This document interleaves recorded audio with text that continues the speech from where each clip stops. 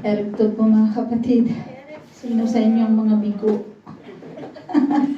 at nawawalan ng pag-asa?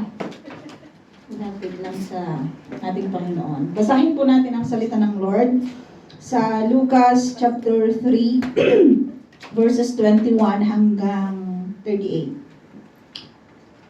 Nang mabautismuhan na ni Juan ang mga tao, binautismuhan din niya si Jesus. Habang nananalangin si Jesus, nabuksan ang langit at bumaba sa kanya ang Espiritu Santo na anyong kalapati. Isang tinig mula sa langit ang nagsabi, "Ikaw ang minamahal kong anak, lubos kitang kinalulugdan." Magtatatlongpung taon na si Jesus nang siya'y magsimulang mangaral. Ipinapalagay ng mga tao na siya'y anak ni Jose. Si Jose naman ay anak ni Eli, na anak ni Matat. Si Matat ay anak ni Levi, na anak ni Melki. At si Melki naman ay anak ni Hanya, na anak ni Jose. Si Jose na anak ni Matatias, na anak ni Amos. Si Amos ay anak ni Nahum, na anak ni Esli.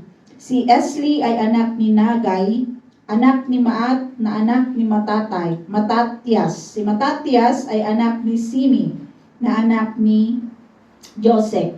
Si Josek ay anak ni Joda, na anak ni Joanan. At si Joanan ay anak ni Resa, na anak ni Zerubabel, anak ni Salatiel, na anak ni Neri. Si Neri ay anak ni Milki, na anak ni Adi. Si Adi ay anak ni Kosam, na anak ni Elmadam, na anak ni Ir. Si Ir ay anak ni Josue, na anak ni Eliezer, anak ni Joren, na anak ni Matat. Si Matat ay anak ni Levi, na anak ni Simeon, na anak ni Juda. Si Juda ay anak ni Jose. Si Jose ay anak ni Jonam, na anak ni Eliakim, na anak ni Melia. Si Melia ay anak ni Mena, na anak ni Matata, anak ni Nathan, na anak ni David. Si David ay anak ni Jesse, na anak ni Obed. At si Obed ay anak naman ni Boaz. Si Boaz ay anak ni Salmon, na anak ni Naason, anak ni Abinadab, na anak ni Admin. Si Admin ay anak ni Arne, na anak ni Esrom, na anak ni Fares. Si Fares ay anak ni Juda, na anak ni Jacob. Si Jacob ay anak ni Isaac, na anak ni Abraham. Si Abraham ay anak ni Tera, na anak ni Nahor. Si Nahor ay anak ni Serug, na anak ni Ru, na anak ni Peleg. At si Peleg ay anak ni Eber, na anak ni Sala.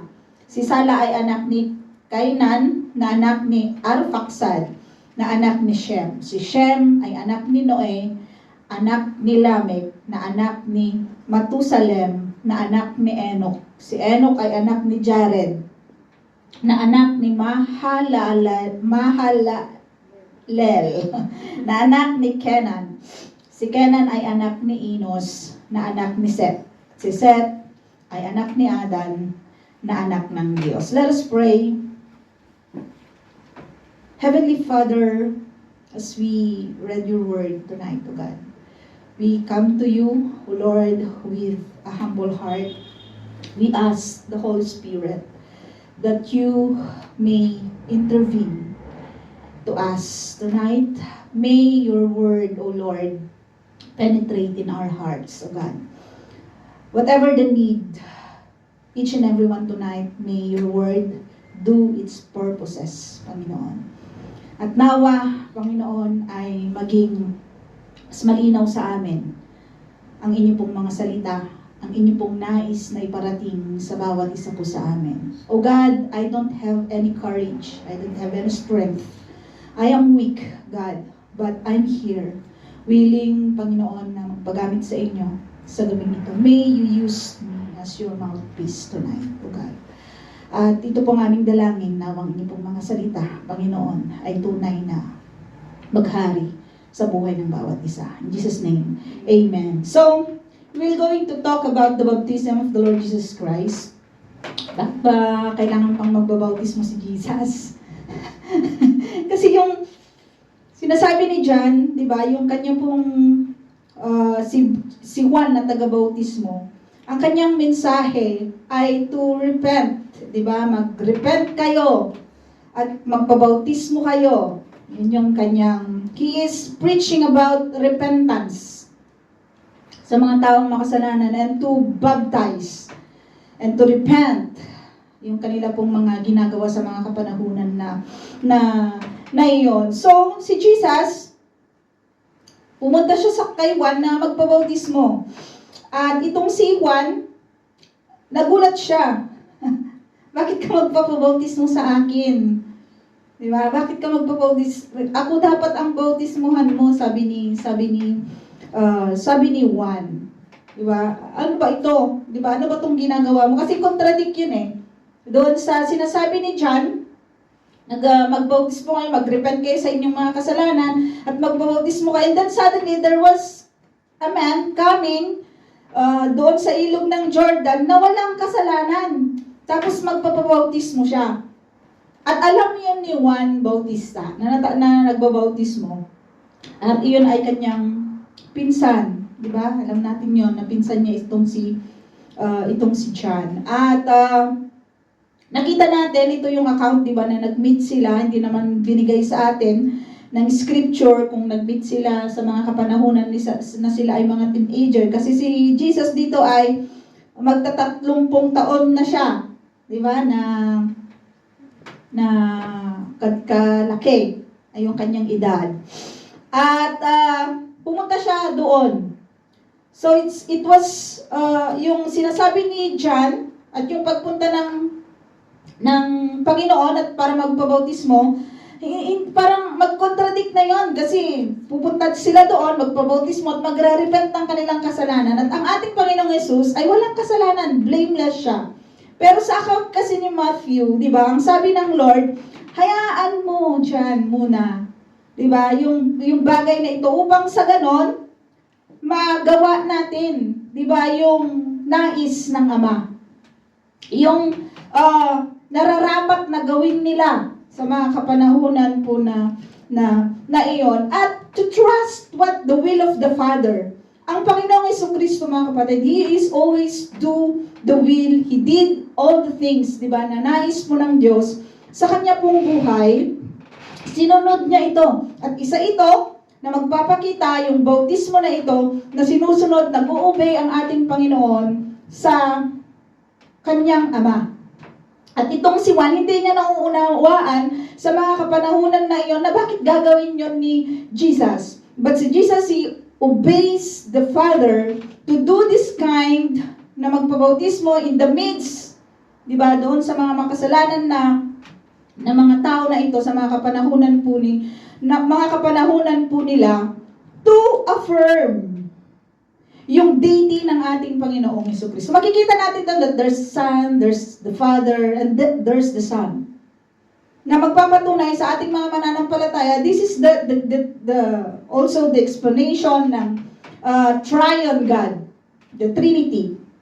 Mag-i-explain yun sa atin that there is a Father, there is a Son, and there's the Holy Spirit na bumabang parang kalapate. At sinabi ng Ama, ito yung aking anak na aking minamahal, lubos kong kinalulugdan. At sabi pa dito ni Lucas, di ba, ay nanalangin po ang Panginoon. And that's the start, mga kapatid, ng ministry ng ating Panginoon. In-affirm siya ng Lord. Before He start the ministry, in-affirm siya ng Lord that binigyan ng authority. Nasa Kanya ang banal na Espiritu. Bumaba ang banal na Espiritu na parang kalapati. Sabi niya dito, at bumaba sa Kanya ang Espiritu Santo. It was according to Isaiah also, na sa Kanya, di ba, ang Espiritu Santo. Sinabi niya sa Kanyang prophecy, at bumaba sa Kanya ang Espiritu Santo na anyong kalapati, hindi kalapati yung bumaba. Anyong kalapati lang anyong kalapati yung bumaba. Baka sabihin na, makakita tayo ng kalapati dyan sa habulin natin yung banal na Espiritu, no? Hindi naman gano'n. Bumaba yung gentle, di ba, yung kanyang pagbaba, yung kalapate, na ito, isang tinig mula sa langit ang nagsabi, ikaw ang minamahal kong anak, lubos kitang kinalulugdan. Na makikita natin sa bagay na ito, mga kapatid, yung deity ng ating Panginoong Jesucristo. Makikita natin sa bagay na ito, as the Lord opened the heavens, as the heaven opens, and the voice coming from the Father, makikita natin doon ang isang visible na nakita nila sa mga kapanahunan na iyon, ang banal na espiritu na katulad ng parang kalapati, and the voice from God. Ang sabi dito, ikaw ang minamahal kong anak, lubos kitang kinalulugdan. To affirm the Son that He will going to start, di ba, yung kanya pong ministry. Binigyan, nandun yung authority, di ba, ng ating Panginoong Jesucristo sa kalagitnaan ng mga makasalanan. This is the will of God. Na hindi maunawaan itong si John, kasi ayaw niyang bautismuhan si Jesus. Kaya sinabi ng Lord, John, hayaan mong gawin natin ang mga bagay na ito. Diba? Hayaan mong gawin natin ito upang masunod ang nais po ng Ama. As we go doon sa genealogy ng ating Panginoon, mga kapatid, si Matthew, ang ginawa niyang genealogy hanggang Abraham lang, di ba? Hanggang sa Abraham. Kasi ang tinatakal ni Matthew sa kanyang book is the kingship of the Lord. Naalala niyo, mga kapatid, yung pinag-aralan natin o nakalimutan na natin. Yung kung bakit yung gospel ni Matthew talks about the kingship, di ba, ng ating Panginoon. At napatunayan sa kanyang genealogy na itong si Mary, di ba, ay galing doon sa royal family, yung royal na lineage. At ito naman hanggang kay Adam, hanggang sa Diyos. Si Adam ang anak, sa Salas kasi sabi niya, at si Seth ay anak ni Adan na anak ng Diyos. Nais kong ibahagi sa inyo, mga kapatid, ang libro ng Roma, patungkol dito. Nasabi dito sa chapter 5 verse 12, basahin natin hanggang 21. Papaliwanag sa atin si Adan at si Kristo. Basahin natin. Ang kasalanan ay pumasok sa sanlibutan sa pamamagitan ng isang tao, at ang kamatayan ay pumasok sa pamamagitan ng kasalanan. Dahil dito lumaganap ang kamatayan sa lahat ng tao, sapagkat ang lahat ay nagkasala. Nasa sanlibutan na ang kasalanan bago ibigay ang kautusan. Let us kailangan nating isa-isahin and let us comprehend this word from si Adan at si Kristo. I-internalize nating mabuti kung ano yung salitang ito. Tagalog naman yung pagkabasa ko, mga kapatid. So mauunawaan nating maigi. Nasa sanlibutan na ang kasalanan bago ibigay ang kautusan. Ngunit kung walang kautusan, ang kasalanan ay hindi itinuturing na kasalanan. Gayunman, naghari pa rin ang kamatayan mula kay Adan hanggang kay Moises, pati sa mga taong hindi nagkasala tulad ng pagsuway ni Adan sa utos ng Diyos. Si Adan ay anyo ng isang darating, subalit magkaiba ang dalawang ito. Dahil ang walang bayad na kaloob ng Diyos ay hindi katulad ng kasalanan ni Adan. Totoong maraming tao ang namatay dahil sa kasalanan ng isang tao. Ngunit, ang kagandahang loob ng Diyos ay mas dakila. Gayon din ang kanyang walang bayad na kaloob sa maraming tao sa pamamagitan ng kagandahang loob ng isang tao. Si Jesucristo, ang kaloob na ito ay hindi katulad ng ibinunga ng pagsuway ni Adan. Sapagkat hatol na kaparusahan ang idinulot matapos na magawa ang isang pagsuway, subalit kaloob na nagpapawalang sala naman ang idinulot matapos magawa ang maraming pagsuway. Sa pamamagitan ng pagsuway ng isang tao, naghari ang kamatayan, ngunit sa pamamagitan din ng isang tao, si Jesucristo, ang mga taong pinagpala ng sagana at itunuring na matuwid ng Diyos, ay maghahari sa buhay. At kung paanong ang pagsuway ng isang tao ay nagdulot ng kaparusahan sa lahat, ang matuwid na ginawa rin ng isang tao ay nagdudulot ng pagpapawalang sala at buhay sa lahat. Sapagkat kung naging makasalanan ang marami dahil sa pagsuway ng isang tao, marami rin ang mapapawalang sala dahil sa pagsunod ng isang tao. Nang magkaroon ng kautusan, dumami ang pagsuway. Ngunit sa pagdami naman ng mga pagsuway ay lalong sumagana ang kagandahang loob ng Diyos. Kaya nga, kung paanong naghari ang kasalanan sa pamamagitan ng kamatayan, gayon din naman maghahari ang kagandahang loob ng Diyos sa pamamagitan ng pagpapawalang sala. Ito'y magdudulot ng buhay na walang hanggan sa pamamagitan ng ating Panginoong Jesucristo. It's very clear. Mga kapatid, why Lucas emphasizes the genealogy of the Lord Jesus Christ? Ito yung pagpapatunay, mga kapatid. Una, sinabi natin kanina, na pagpapatunay na kung susumayin nila kung saan galing itong Jesus na ito, di ba, ay messianic lineage, di ba, yung kagaya ng pinonofisay ng mga prophets, na magagaling siya kay Abraham, magagaling siya sa Judah, magagaling siya sa kay David. So this is it. Walang po kontra. Di ba? Kung aaralin natin mabuti, aaralin ng mga Hudyong mabuti, mga kapatid, yung mga bagay po na ito, malalaman nila na ito yon. Ito yung pre-promise, di ba, ng salita ng Lord. Ito yung pre-prophesy ng mga prophets sa mga kapanahunan po nila. But, sad to say, di ba, ay marami pa rin mga Hudyo yung hindi nakakakita, di ba, yung mga bagay na ito. And, glad to say, di ba, na may mga Hudyo na nakita, di ba, yung Misaya na ito, na dumating na, at sila po ay tumanggap. Tinanggap nila yung Misaya na ito, and they are doing their best to spread the gospel, to share the gospel to their to this land, to their brethren, di ba? Kanila pong mga kalahi. At para matanggap, di ba, itong Misaya po na ito. At nakita natin as we read, di ba, yung Romans chapter 5, mga kapatid, na there was a man who came, which is Adam, na nagkasala at ang idinulot nito sa sangkatauhan ay kamatayan. Dahil ang equal nung kasalanan ay kamatayan. But there were a man, di ba, na nagngangalang Jesus, na magbubuwis ng kanyang buhay, mag-uobey sa Diyos, sa kanyang Ama, para magkaroon tayo ng buhay. Kung bakit hanggang kay Adam, mga kapatid, it doesn't talk about only the Israelites. It talks about the whole world.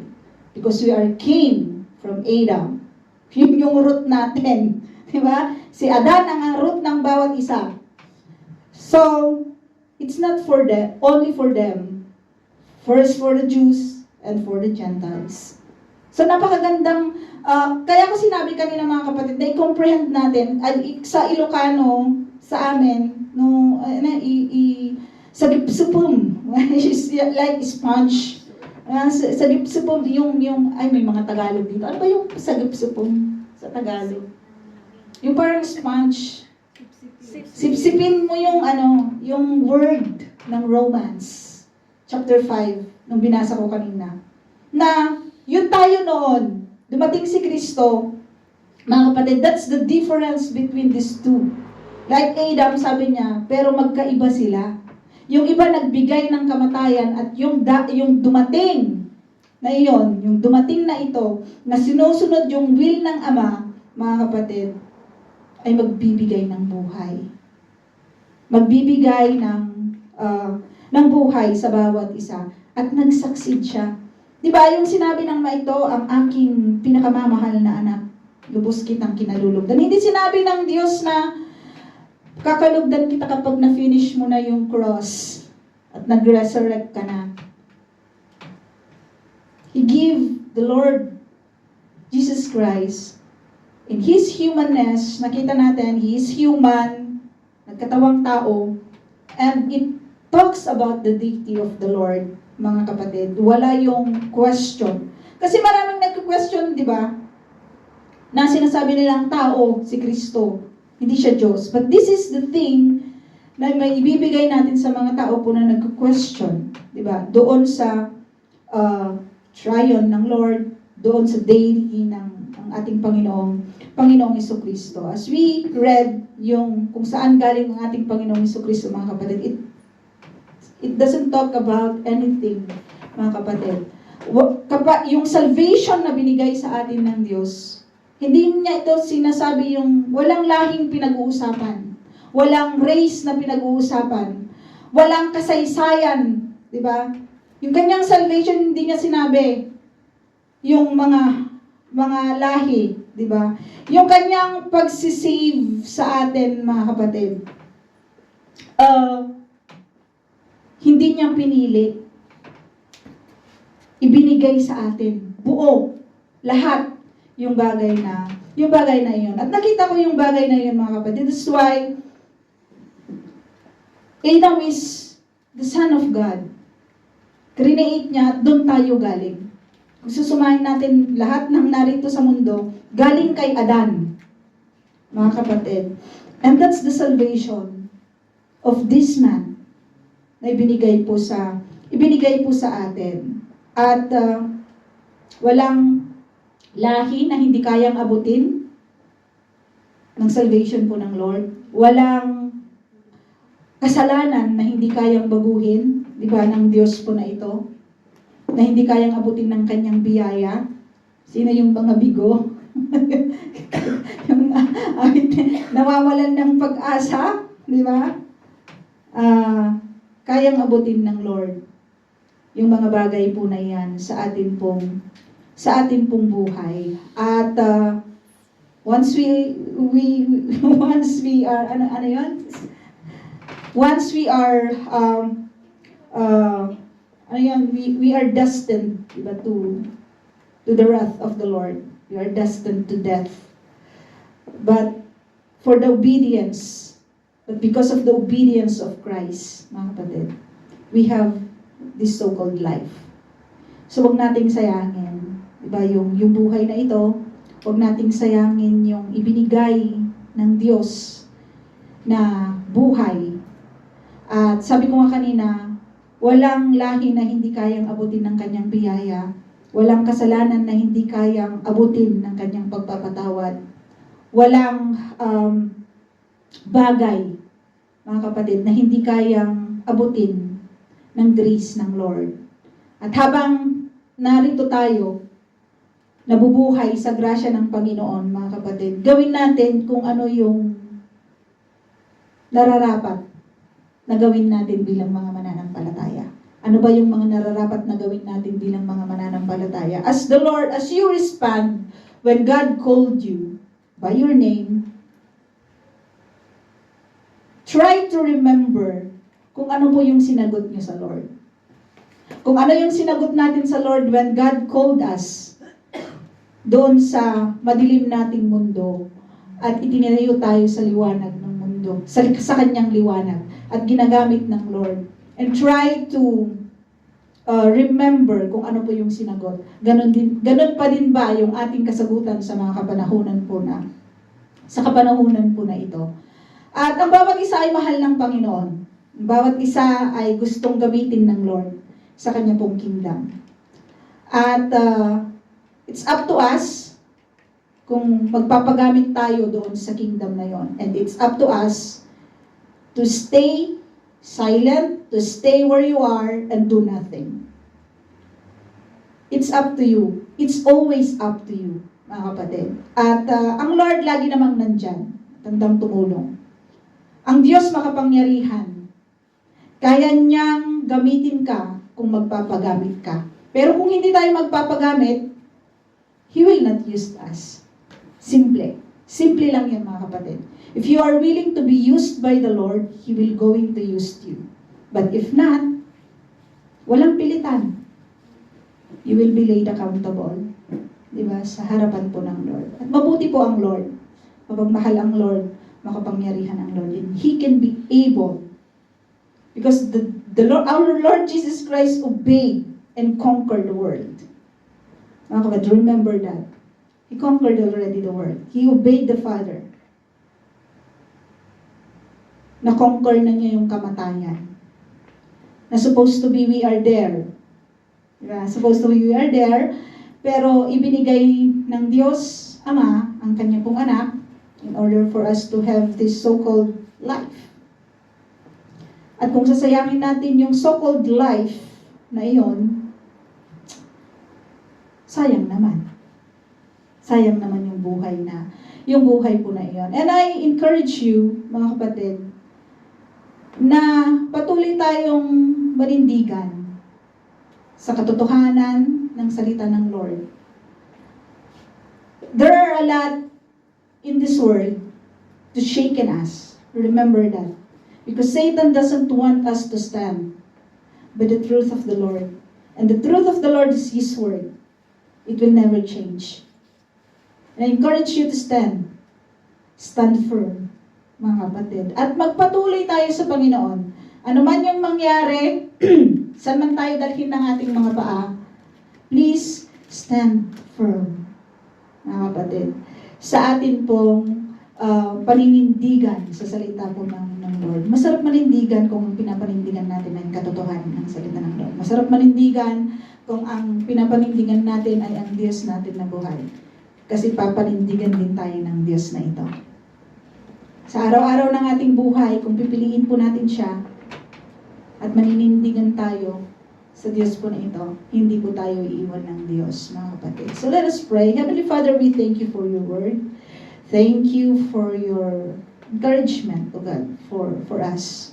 May your word, Panginoon, ay tumatak sa aming puso, sa aming isipan, O God. Maraming salamat na ibinahagi mo sa amin, O Lord, ang inyo pong pagtatagumpay. Ibinahagi nyo sa amin ang inyo pong pag-uubay. Ibinahagi nyo po sa amin, Panginoon, na kayo yung Diyos na dapat naming seryosohin sa buhay po na ito. Thank you, Lord, for giving us the light, Panginoon, sa amin pong mga buhay. And Lord, we ask na kayo po yung magpatuloy na magbigay sa amin ng ilaw when the dark days of our lives, Panginoon, ay dumarating. May you give us strength, Father, through your word, O God. May you strengthen us, Panginoon, ang aming pong pananampalataya. May you give us, Panginoon, yung pag-ibig na umaapaw na nanggagaling po sa inyo, na ibigin ka higit sa lahat. Dahil alam po namin naman na kung iibigin ka po namin, mauunawaan namin mabuti. Panginoon, kung bakit kami naglilingkod, mauunawaan namin mabuti, Panginoon, kung bakit kami mananatili, Panginoon, sa inyo. Maraming salamat sa mga kapatid na narito. O God, samahan niyo po sila, Panginoon, sa kanila pong paglalakbay sa mundo na ito. At darating ang panahon nawa, Panginoon, ay magtagumpay ang bawat isa. At mamit ka namin, O God, sa inyo pong kaharian na ipinangako sa amin. Ito pong aming dalangin sa matamis na pangalan ng Jesus. Amen.